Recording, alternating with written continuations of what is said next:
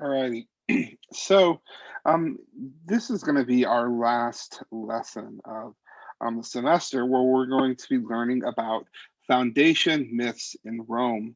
And I just want to sort of preface where very often, and I sort of have been doing it over the course of the semester, we sort of, when we talk about Greek mythology, you just sort of include these Roman names, and that's sort of like how we look at Roman mythology. And in many ways, the Romans very much, especially the authors who write Roman myth or write myth um, in Rome, so the Roman authors who write about myth, very often record very similar myths. We've seen several myths as recounted by Ovid, who is a Roman author, and also, and today we'll see some that are told by Virgil, and then the historian, Livy. And so I think it's important to know that in many ways, the Romans do mimic the Greeks in the telling of their myth, but they do have their own unique myths. And one of the very unique things that the Romans have, obviously, is the myth surrounding the founding of their own city. So we begin with Aeneas. So Aeneas, so we have record of Aeneas. So there are records of Aeneas in early Latin literature, and he's sort of accepted as sort of this proto-father of the fatherland, or of Rome. Even though he doesn't found Rome, he sort of is the proto-father for the race of the Romans. His descendants are Romulus and Remus. But we also see Aeneas in Homer's Iliad. So Aeneas, who is the son of Anchises and Venus, or Aphrodite in Homer, becomes this character that works into the establishment of Rome. And this really comes, and I should mention the story of him, the story sort of comes much later. This version of the story comes much later, as it's the one that's told by Virgil, who's an author in the first century AD. So basically, Aeneas, we see, and I should say that we see this in Homer's Iliad. Aeneas is basically saved from being killed by Achilles, by Poseidon. We also see him saved by his mother, Aphrodite, in Iliad. And we're told he's a great hero, but we don't see him a lot in Homer's Iliad. But what we know, so this is where, and this I should say, this is where Virgil's Aeneid picks up.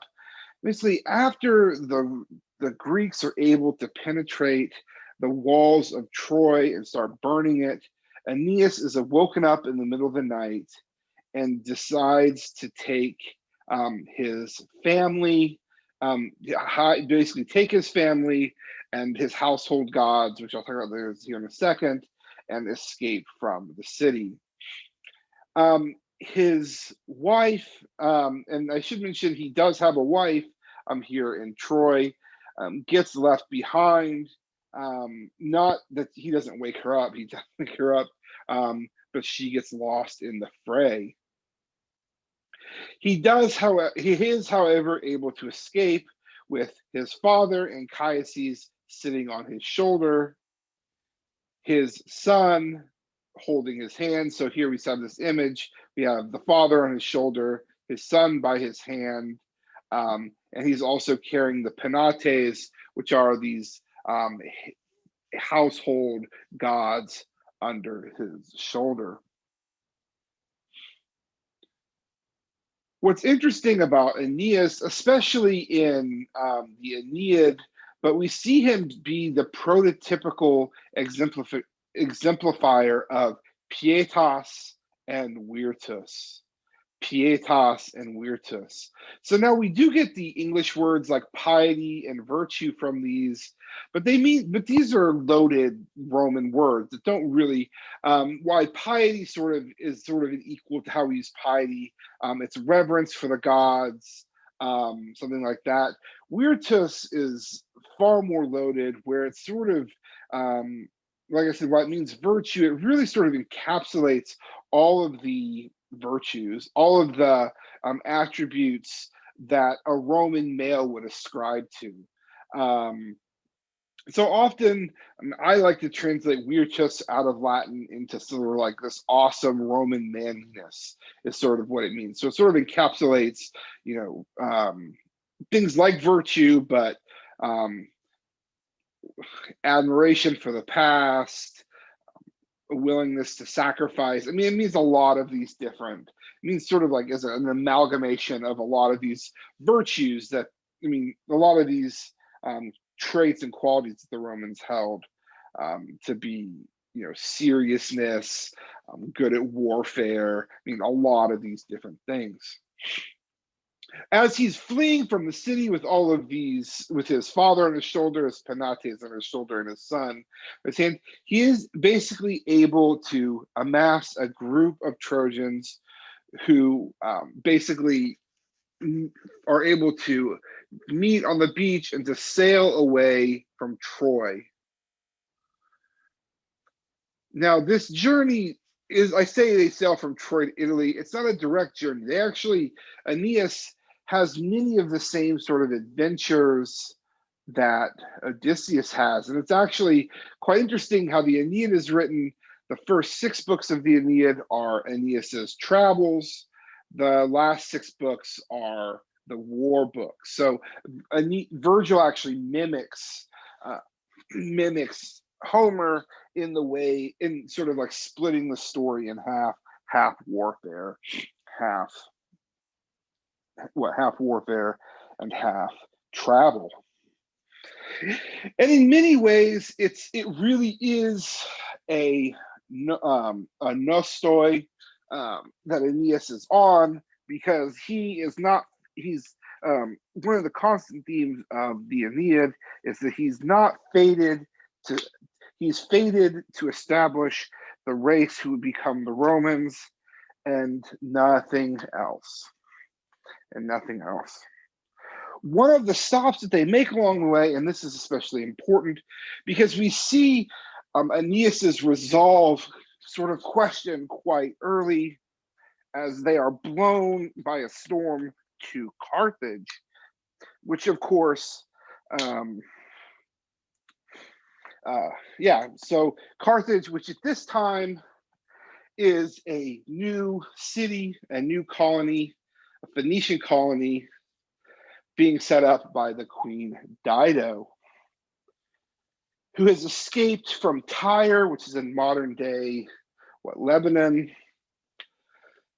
And she and her followers have established the city of Carthage. We actually, when Aeneas lands on the shores, when they come to Carthage, they're actually building the city as the Trojans, as this Trojan vessels arrive.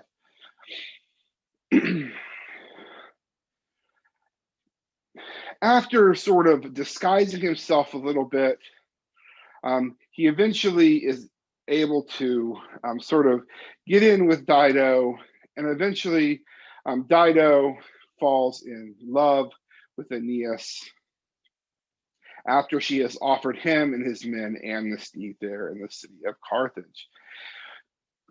Another really interesting thing is, if this wants to give you the idea, this maybe can give an idea of the way that the ancient world looked at the Iliad and the Odyssey. Dido, as she's building her city, the relief that is being carved into the stones of the city is the retelling of the Trojan War.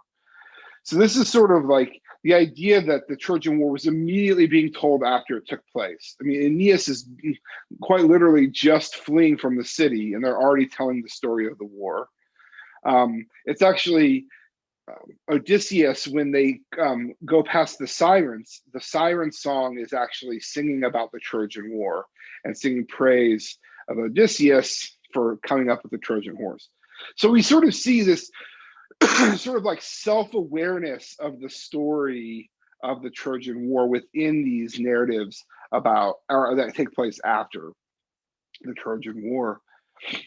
Aeneas, however, although he does love Dido, he is reminded by the gods that his fate is not to be the king of Carthage, but to go to Italy and to establish a race there. Aeneas, too chicken to say anything to Dido, under the cover of darkness,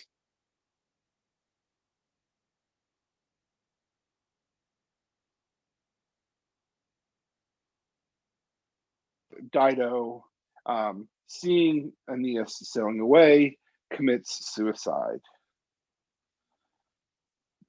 And Dido and Aeneas, of course, is the topic of operas and like many different representations later on. Later in Virgil's Aeneid, before he is able to take possession of Italy, he must go. So this is, I should mention, after his father has died, they perform these games to him. And Aeneas is forced to perform a catabasis. So remember this term catabasis, which means descent into the underworld.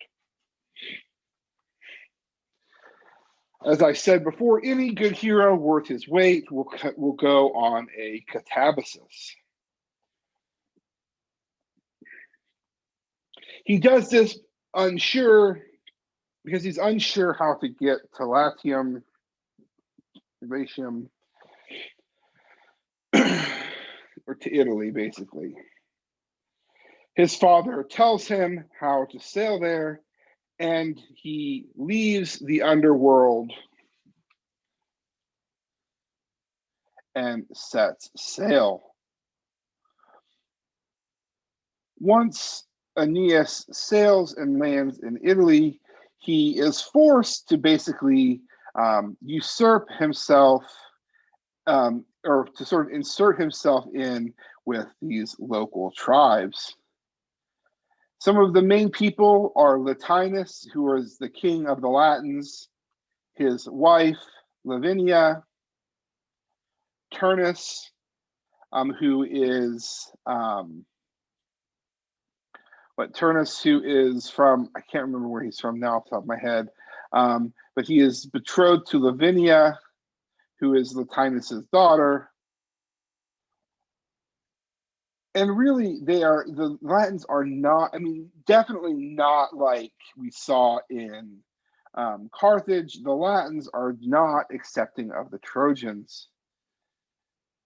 In fact, a war ensues between them where Turnus kills Pallas, who is, it's almost like if Pallas is sort of an equivalent to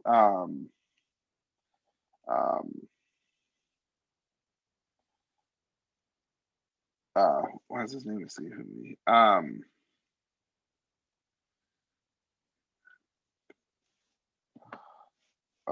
No, I can't remember his name.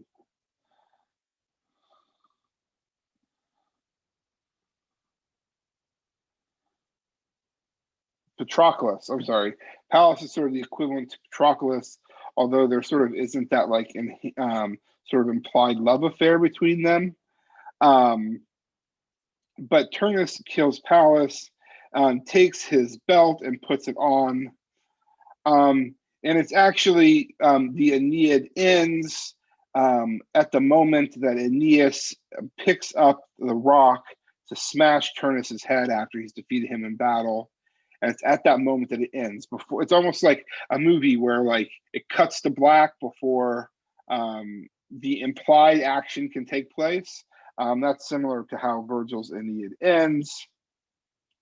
But we definitely know that he kills Turnus.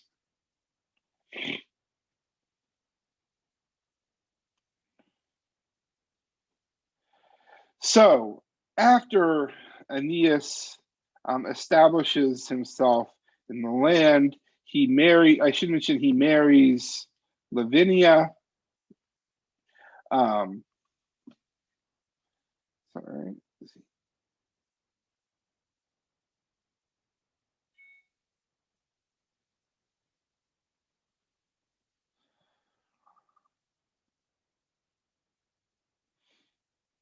Yeah, yeah, of course. He marries Lavinia,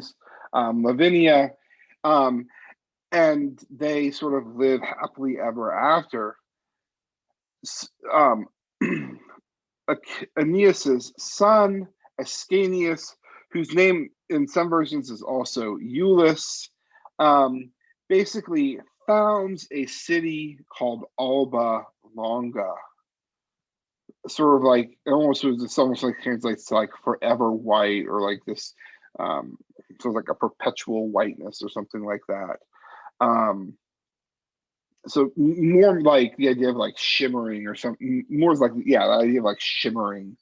Um, but after he founds the city, after a few generations, the king Amulius is usurped by his brother Numitor. I'm sorry, usurps the throne from his brother Numitor. That's right.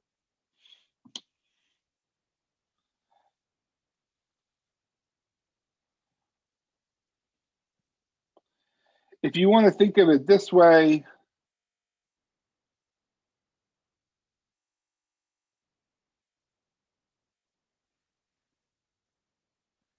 um, what? So we have Ascanius, and then what? It's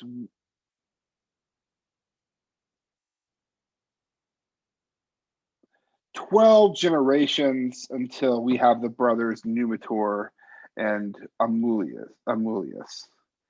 So several generations pass. Um, Numitor's daughter, Rhea Silva, is forced to become a Vestal Virgin, and we haven't talked about the Vestal Virgins. So this is a religious office in ancient Rome that was accessible to women, often young women, but also you would find very often, I should say, young aristocratic women. But what you find is many of these women, because of the sort of the power and the prestige that being a Vestal Virgin brought, they would remain Vestal Virgins after the temporary time they were assigned to that office. It's a, and it really is sort of like it's the only real sort of political slash religious institution that gives access to women in ancient, that is accessible to women in ancient Rome. So we have these in Alba Longa. So this sort of shows like how far back the tradition of the Vestal Virgins, or the Romans believed the tradition of the Vestal Virgins went back. Rhea Silva, who is very beautiful, um, is seen by Ares or Mars. And I should also mention that of all the gods, if we think about how Ares is represented in Greek myth, sort of this like bloodlust sort of type war deity, the Romans don't really see him like that. And really, he is primarily the god of war for the Romans. Anyway, so Mars falls in love with Silva, and she gets pregnant with twins, the famous twins, Romulus and Remus. Amulius basically orders that the twins be thrown into the river, sort of like Moses, for those who are familiar with the Judeo-Christian story of Moses, or if you've seen the Ten Commandments. the servants pity them, and rather than throwing them into the river, they are left by the river. Now, this doesn't guarantee any sort of survival, but while left by the river, they are suckled by a she-wolf. This is a very famous representation of this. Um, Unfortunately, the children underneath are not part of the original sculpture, but the original sculpture does date back to early Rome. Like the children are actually additions made during the Renaissance, unfortunately. But I mean, everyone, of course. I mean, the representation of the she-wolf is, especially the she-wolf who can be suckled, is a fairly common representation. Eventually, the brothers are found by Faustulus, and it's with the help of these two brothers, as Romulus and Remus are raised and they grow stronger, it is with the help of Romulus and Remus that Amulius is defeated and Numitor is restored as the king of Alba Longa. Romulus and Remus, however, they're sort of, because of their power and prestige, they need their own city to rule. And so basically watching the birds, they basically, which is another sort of Roman priesthood, this idea of augury. Again, something the Romans did and was part of their religious practices. Bird watching, basically looking for specific birds in certain quadrants of the sky. This was actually when Julius Caesar was the consul, first elected consul, his which is like sort of like president, if you will. When he's first elected consul, the person who is second consul actually attempts, who is an augur, attempts to use the reading of the birds to sort of nullify a lot of the things that Julius Caesar was doing. And so we do see this as a fairly we do see this as a practice in Rome, and we see it from its foundation. From its foundation. So basically, by using this augury, they're able to sort of determine where they want to build. Now, I should mention, while Romulus and Remus are friends and not bitter toward one another at this point, they do see very different omens, and it's because of the different omens they see that they can't agree on where to establish the city. They can't agree on which omens they should obey, and so they build in two different locations. Romulus seeing 12 vultures, and Remus seeing 6, where Remus does see it first. And so the question, of course, that they sort of debate over is what's more important, first or most? First or most?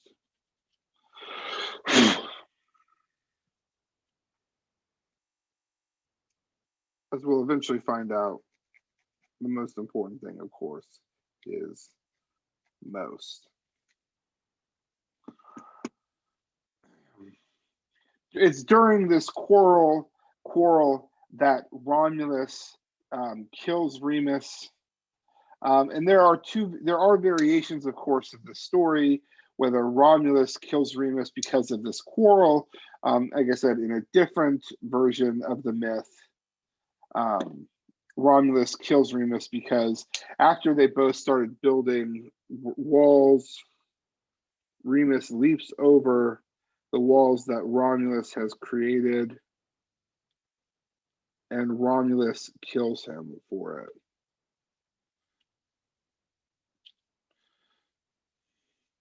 I actually personally like the idea that they just then like a tiff over the number of birds, because it doesn't, because I think that like it shows that like Remus is not some aggressor, or not this aggressor that we sort of see if he's like leaping over the city walls that Romulus is creating.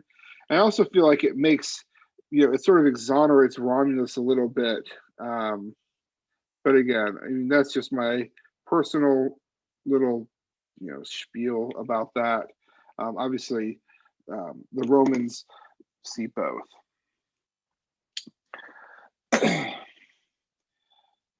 Oh, so Romulus or Remus now dead.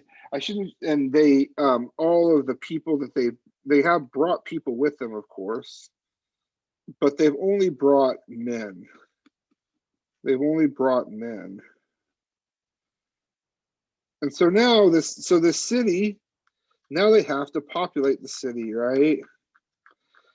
And this is where we get the story of the Sabine women. This might be familiar. If any of you have ever seen the musical Seven Brides or Seven Brothers, this is the story that they're talking about. So basically, the Romans invite their neighbors, the Sabine, the Sabinii, to Rome to partake in a religious, essentially like a feast or some sort of religious festival. Once they get there, they find the Romans are not there, but the Romans are back in their homeland, stealing their daughters. The Romans take these women and bring them back to Rome. Once they're there, they start to have children. The Sabinian men come to fight to take them back. But once now that these women start to have children, they plead with their fathers, their brothers, their formerly betrothed to not fight against the Romans. And basically, it's because of the women themselves. Sort of, I mean, we don't need to get into the more about this than we have to, but it's because of their kindness and sort of, I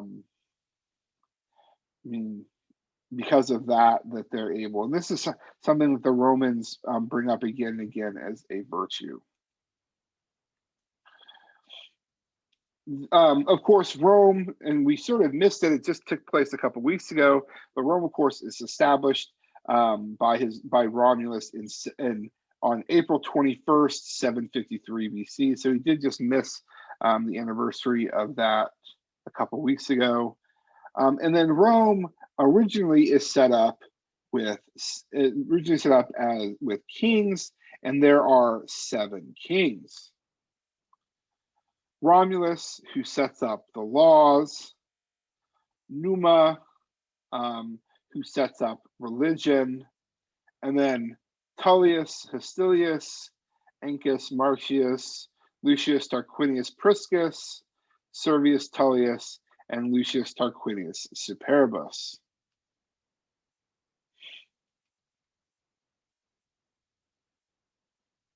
I do want you to remember some of these names.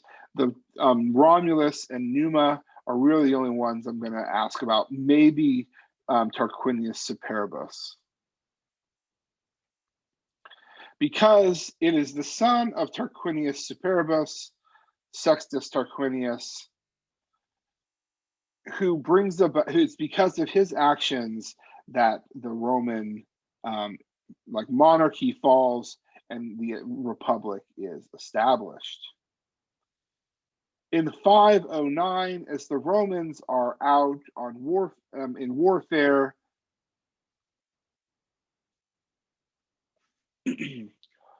the one night where when the several when several like of the aristocrats are sort of sitting around, sort of talking about their wives, sort of talking about like the virtue of their wives.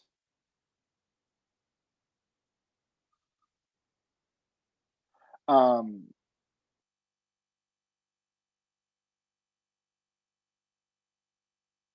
sorry, having a little bit of a brain fart here.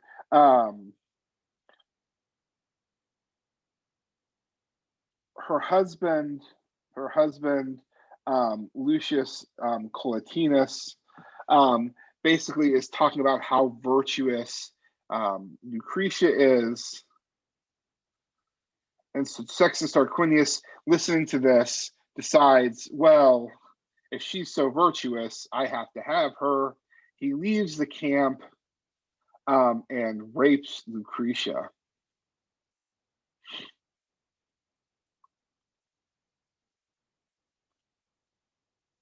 News gets back to Collatinus of what's happened. She tells him that Sextus Tarquinius has raped her, and then she commits suicide.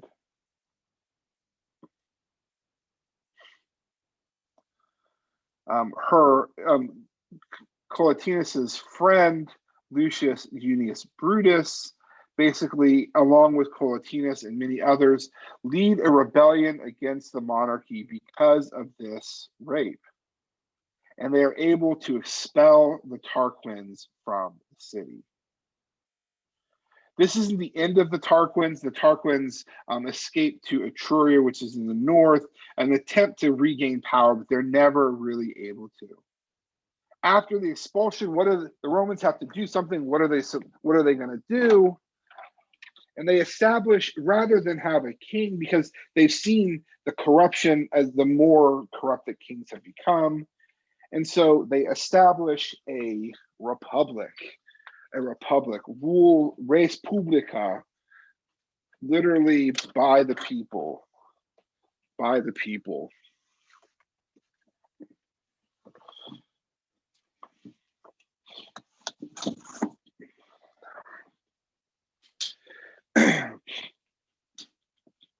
Collatinus and Brutus are elected consuls, which essentially means they are the leaders. Although they don't call them consuls right first. They call them praetors, which is becomes another political office later on down the road. And this happens in 509 BC, so just around 250 years of monarchy before the republic is established.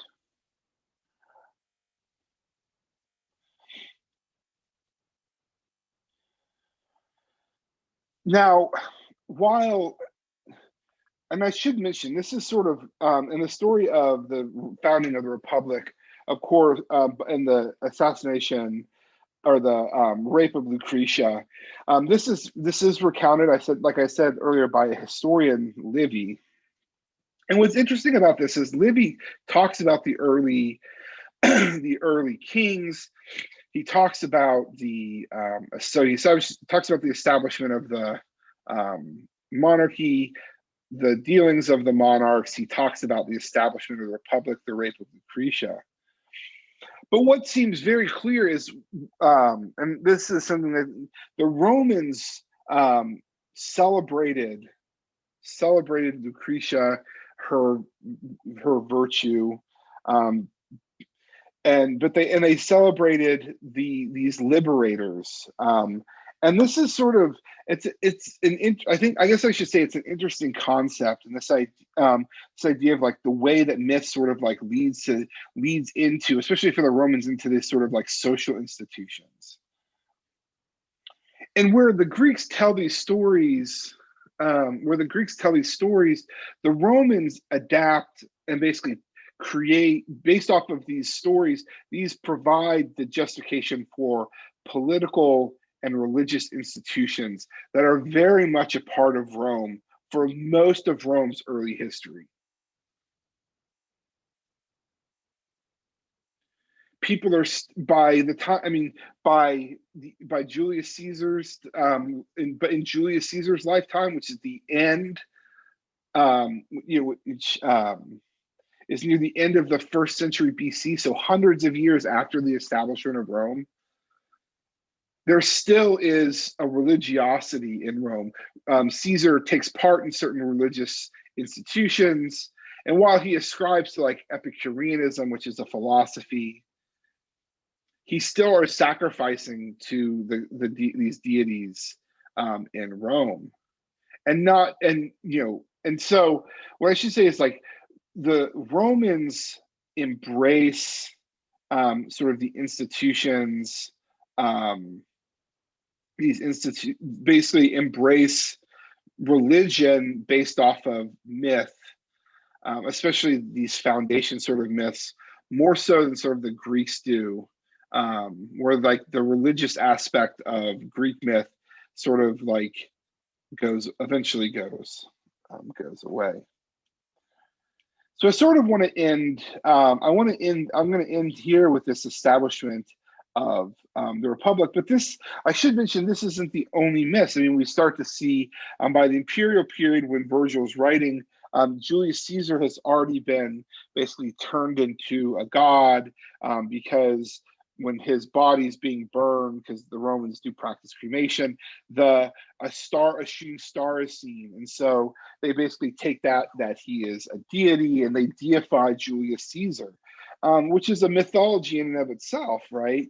And so I think that it's important to understand that the Romans, while, like I said, while they believe in Jupiter and they worship him, they also start to essentially deify people within their own, they start to deify themselves. I mean, just one last example, and I'll sort of end there. I mean, even the idea of, so we have Lucius Junius Brutus as one of these liberators, and of course, one of his descendants, Brutus, one of the assassinators of Julius Caesar.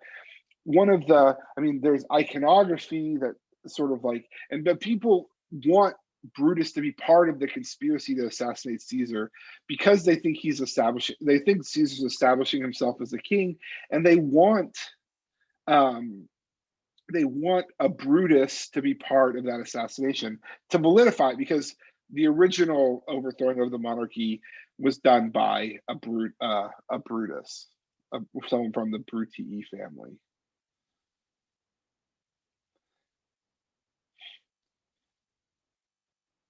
And now I'm being in this, and the important thing that we see after this overthrowing of the kings is at least the Republican period, there's a rejection of this idea of monarchy, and a lot of that has to do with this myth of the rape of Lucretia, the power that monarchies have.